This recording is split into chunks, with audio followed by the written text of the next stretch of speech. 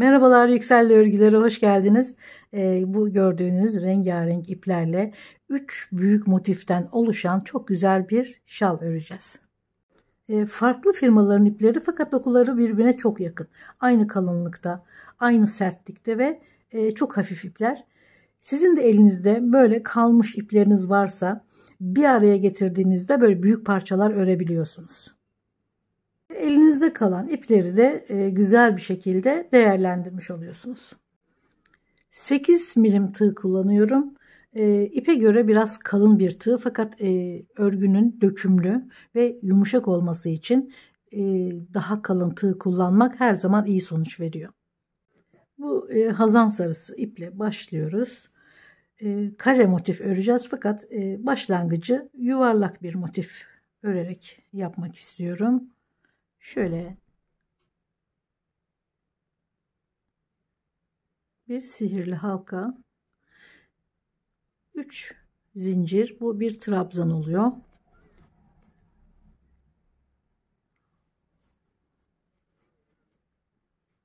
Halkanın içine 12 trabzan örerek tamamlıyoruz.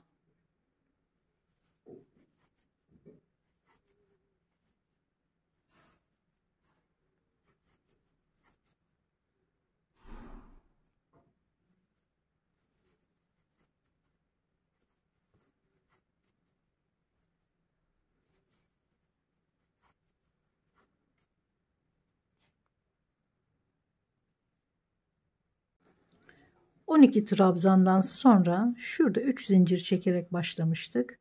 3. zincire sırayı tamamlayıp bağlıyoruz. Bir zincir ve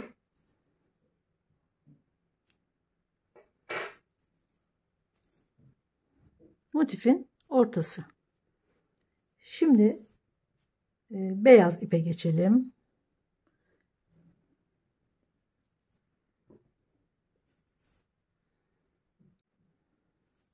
Şöyle bir ilmek sıkılaştıralım. Herhangi bir yerinden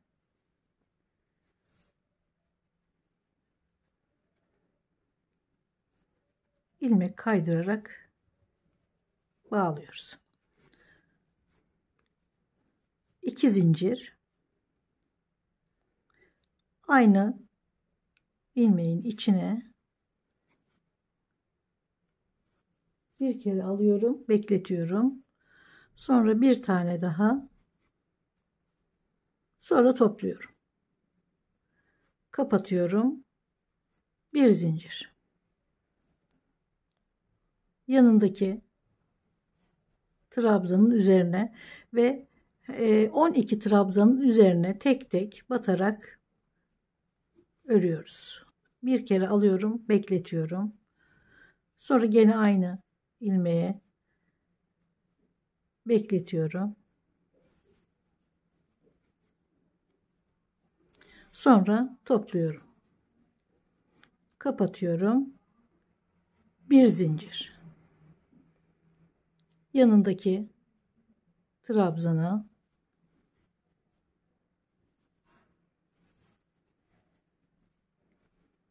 çiçekleri oluşturuyoruz.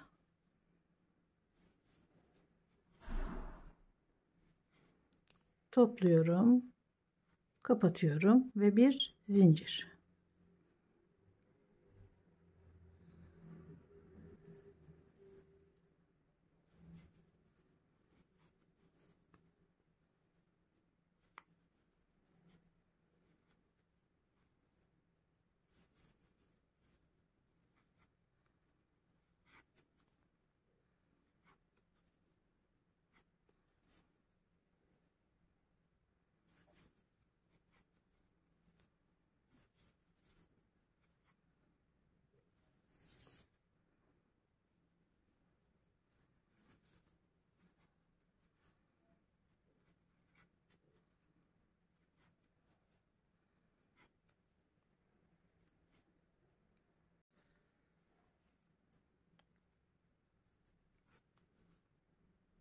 Başladığımız noktada ipi bağlıyoruz.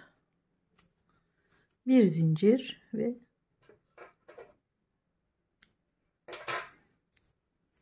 kesiyoruz. Şimdi şu ipe geçelim.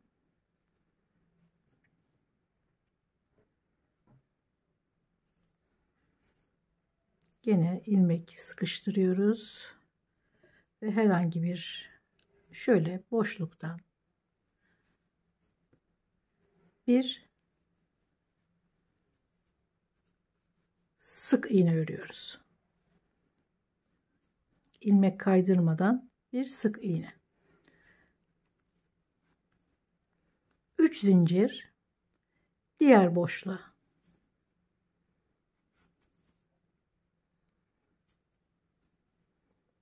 3 zincir, diğer boşluğa.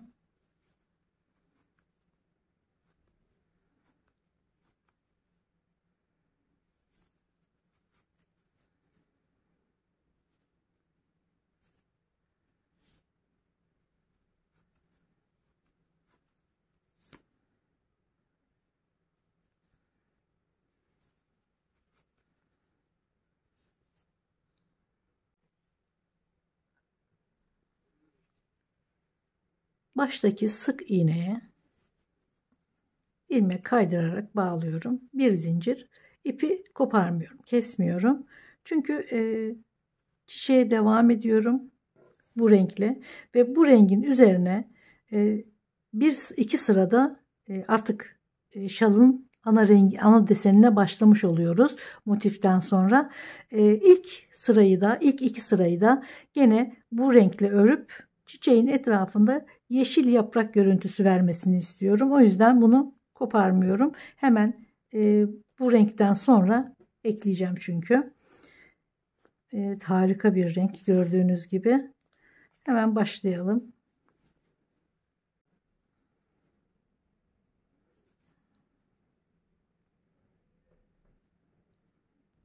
Herhangi bir boşluktan şöyle bir sık iğne. Sonra bir zincir. 3 tane trabzan.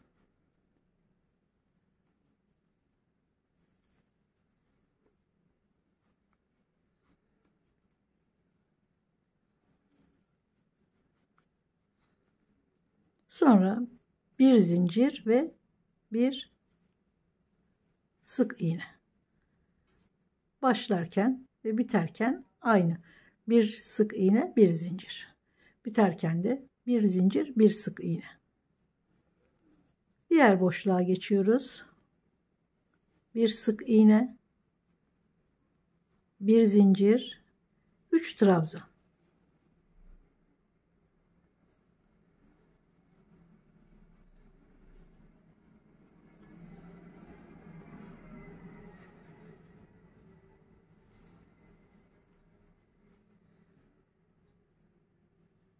Bir zincir, bir sık iğne.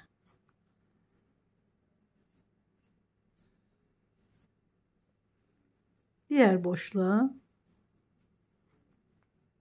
bir sık iğne, bir zincir, 3 trabzan.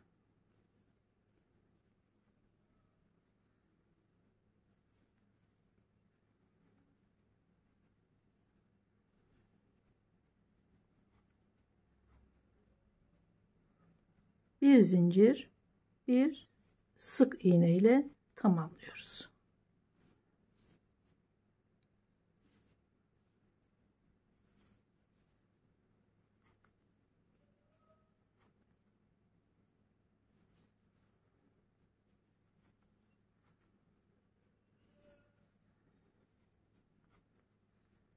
Üç trabzan, bir zincir, bir sık iğne.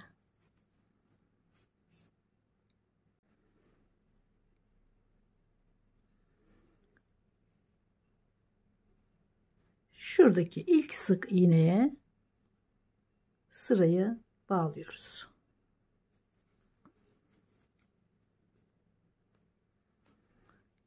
Bir zincir ve kesiyoruz. Bu ipleri sonra kendi renklerinin içinde gizleyerek yürüteceğiz. Şimdi zaten takılı olan ipe devam ediyoruz. Artık bu sıradan sonra motifin ana desenine geçiyoruz. Bu ortada güzel bir çiçek deseni olarak kalacak. Ama isterseniz ana desenle başlayabilirsiniz. Hiç motif örmeden. İsterseniz de başka bir motif kullanabilirsiniz. Tamamen sizin zevkinize kalmış. Şimdi şuraya bir zincir daha çekip uzatıyorum ve 3 tane trabzan örmüştük. Ortadaki trabzana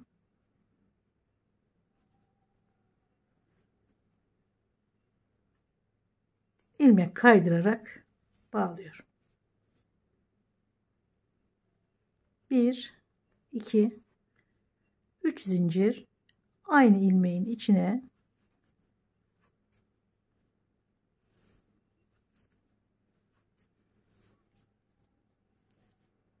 trabzan. Şimdi bu motifin ilk köşesi. Yarım örüyorum. Sıra tamamlandığı zaman aynı ilmeğin içine 3 trabzan daha örüp köşeyi tamamlayacağız. Araya bir zincir, diğer 3 trabzanın ortasındaki trabzana gene 3 trabzan.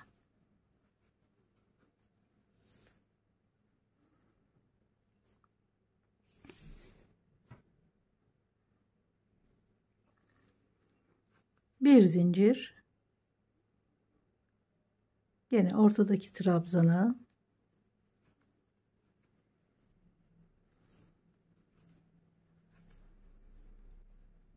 3 trabzan, köşe 2 tane tek 3 trabzan örüyoruz. Şimdi diğer köşeye geliyoruz. Gene 3. trabzanın ortasındaki trabzana 3 trabzan,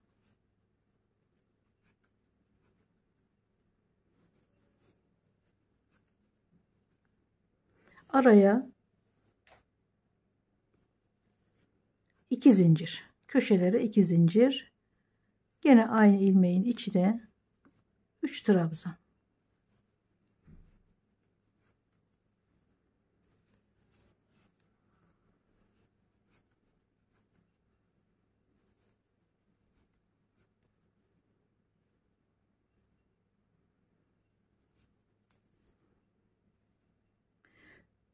Şuradaki yeşil ve buradaki yeşil çiçeğin etrafında yaprak olarak bir görünüm kazandırıyor motife ve motifi tamamlıyor.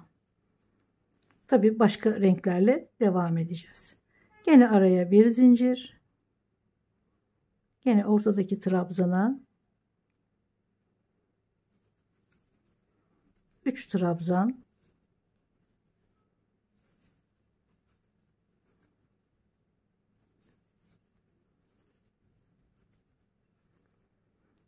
bir zincir,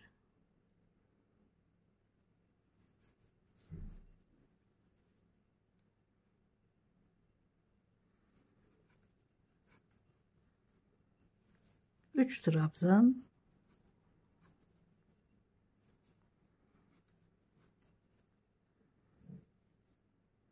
şimdi diğer köşeye geliyoruz.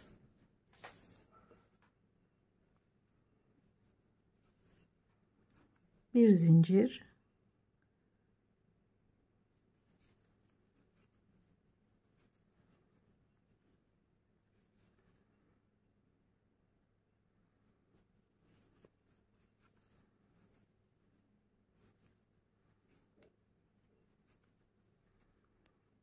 köşeye 2 zincir,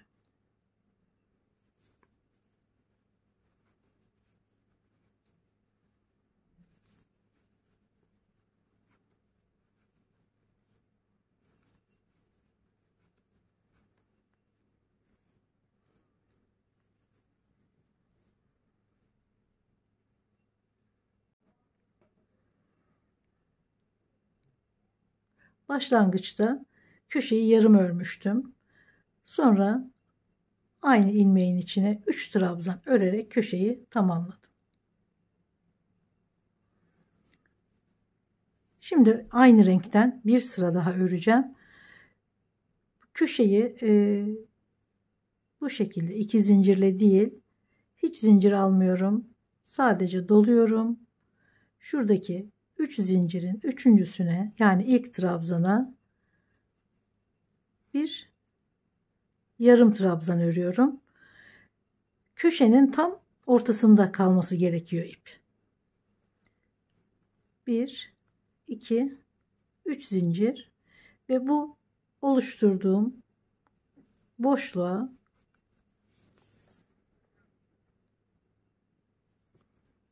3 tane trabzan.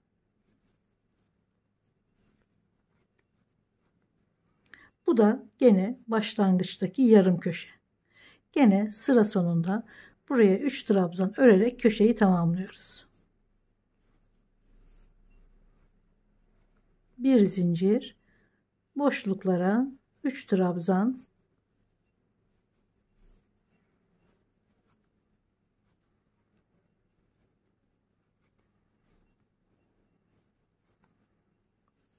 bir zincir, gene boşluğa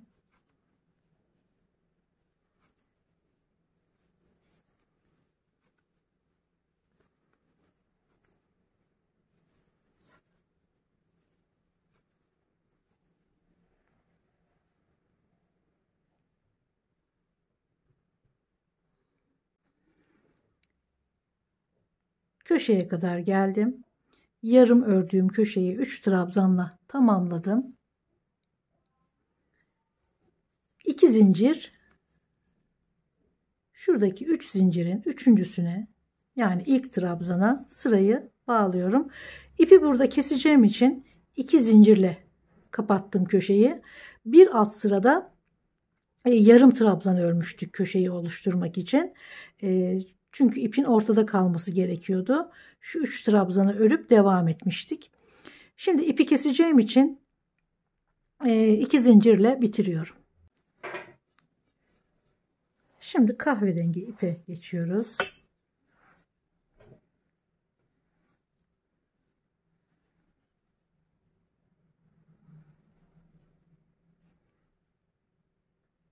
Şöyle herhangi bir köşesinden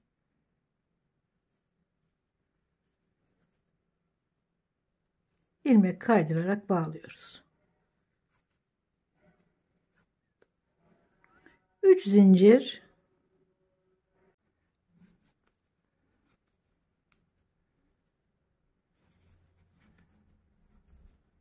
üç trabzan. Gene yarım örüyoruz. Sıra sonunda tamamlıyoruz.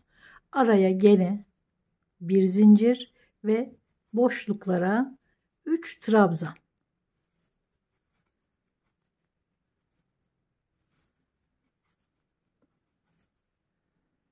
Araya bir zincir, boşluklara 3 trabzan.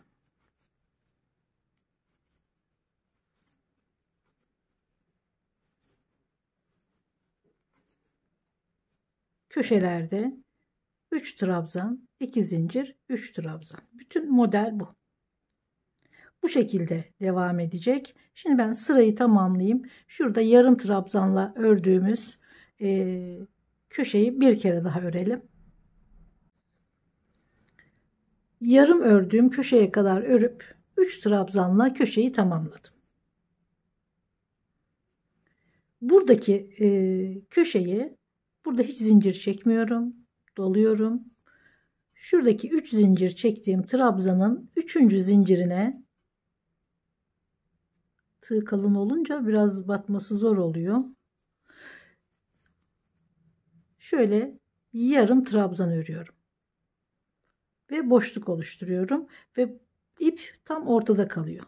Şimdi şu kısmına gene 3 trabzan örerek devam ediyorum. Bu sadece renk değiştirdiğimizde ilk sırada yapıyoruz bu ikinci sıraya çıkışı. Yani aynı renkteki ikinci sıraya çıkışı bu şekilde oluyor. Zaten ip değiştirirken 2 zincir çekip bağlıyoruz. Bunu bir kere daha çalışmak istedim. Bir kere daha göstermek istedim. Burada da yapmıştık aynı işlemi. Ve renk değiştirerek 2 sırada bir, ama isterseniz 3 sırada bir yapın. İsterseniz her sırada renk değiştirin. Nasıl canınız istiyorsa o şekilde örerek devam edin.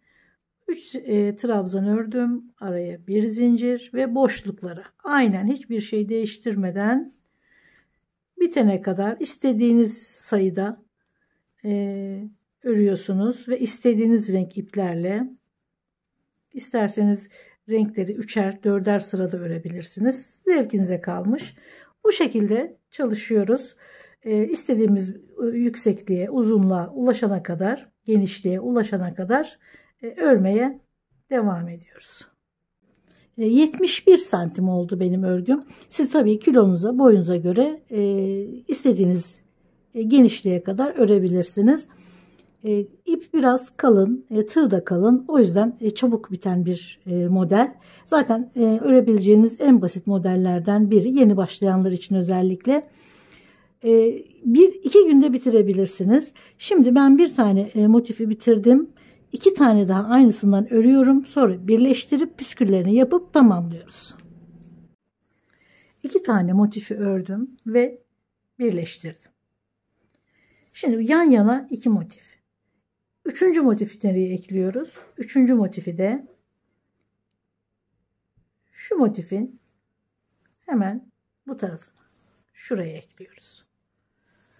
2 tane yan yana ve diğer motifi de şöyle ekliyoruz.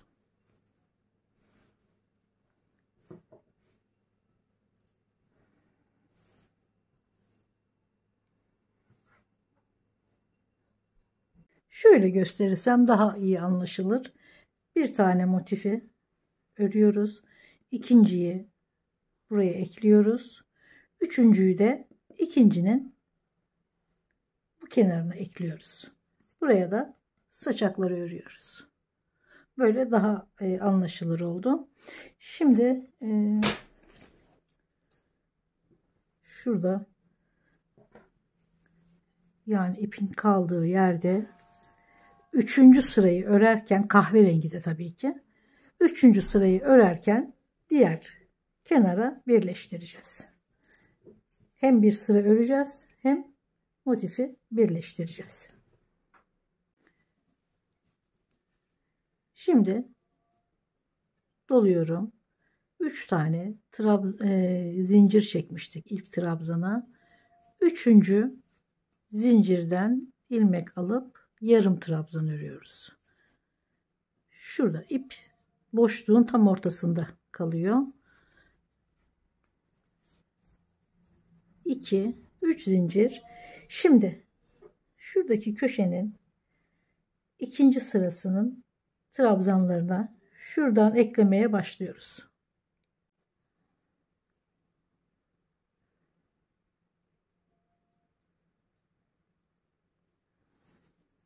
İlk trabzanları karşılaştırıyoruz. Şöyle. Sonra doluyorum. İkinci trabzana trabzan ve ikinci trabzanı da ikinci trabzanla karşılaştırıp ekliyorum. Sonra üçüncü trabzana bir trabzan ve üçüncü trabzanla birleştiriyorum.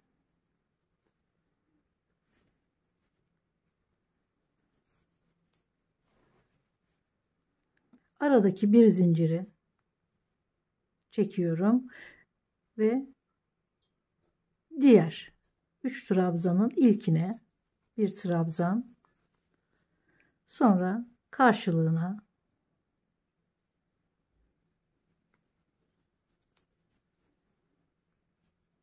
ortadaki trabzana, karşılığına üçüncü trabzan, karşılığı. 3 trabzanları karşı karşıya birleştiriyoruz. Araya bir zincir çekiyoruz. Gene boşluğu örüyoruz. Şöyle. Sonra gene diğer trabzanlara geçiyoruz.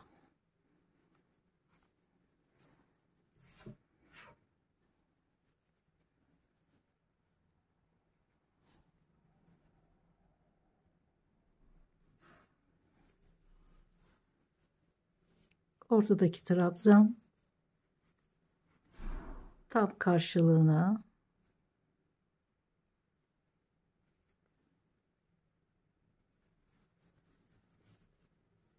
yanındakine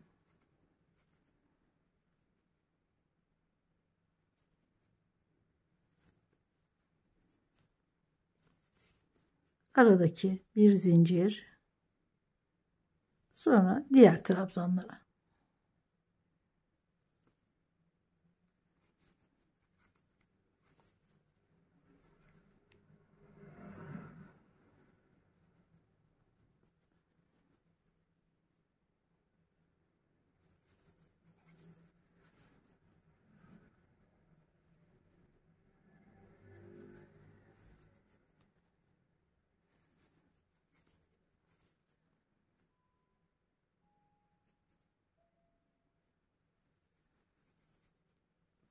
Şimdi bir zincir aradaki boşluk için ve diğer trabzanlar.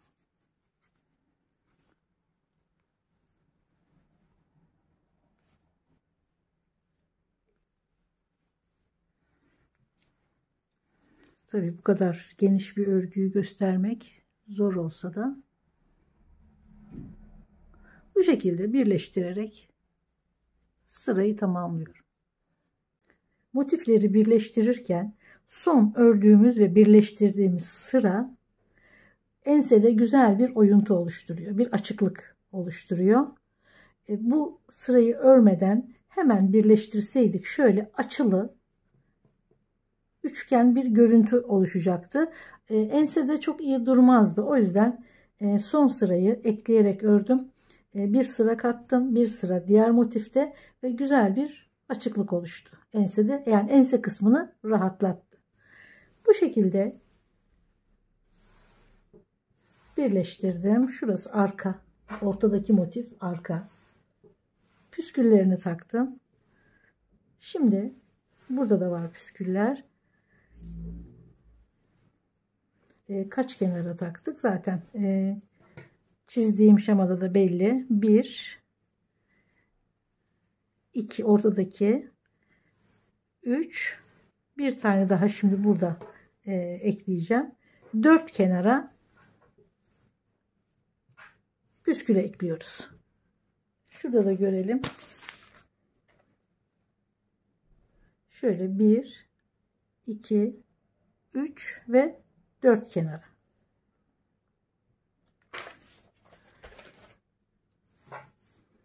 Şu son kenara ekleyerek devam edelim ve bitirelim. Püskül için 36 santim uzunluğunda 3 tane ip hazırlıyorum. Her bir boşluk için. Siz daha yoğun olmasını isterseniz 4 ip, 5 ip hazırlayabilirsiniz. Şöyle uçları eşitliyoruz. Şuradan ortayı alıyoruz. Tığı şöyle dıştan içe doğru alıyoruz. Burayı hiç oynatmıyoruz. Sonra bir de içinden alıyoruz. Sıkıyoruz. Bu kadar.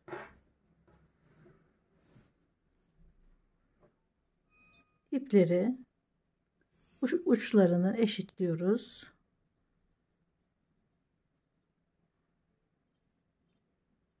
Ortasını alıp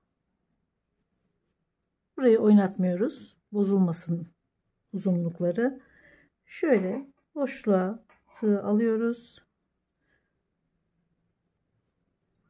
Ve içinden geçiriyoruz. Sıkıyoruz.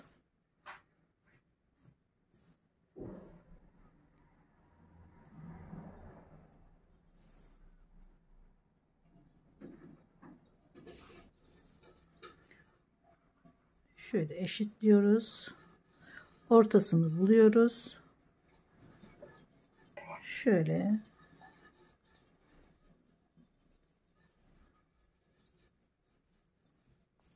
sıkıyoruz.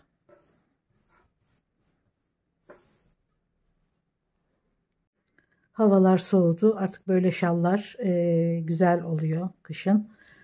Umarım beğenmişsinizdir. Renkleri güzel kullanırsanız ortaya gerçekten harika modeller çıkıyor.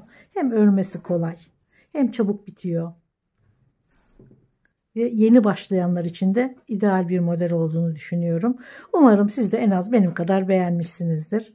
Videolarımı beğeniyorsanız, bundan sonrakileri de izlemek isterseniz beğenmeyi ve abone olmayı lütfen unutmayın. Görüşmek üzere, sağlıkla kalın.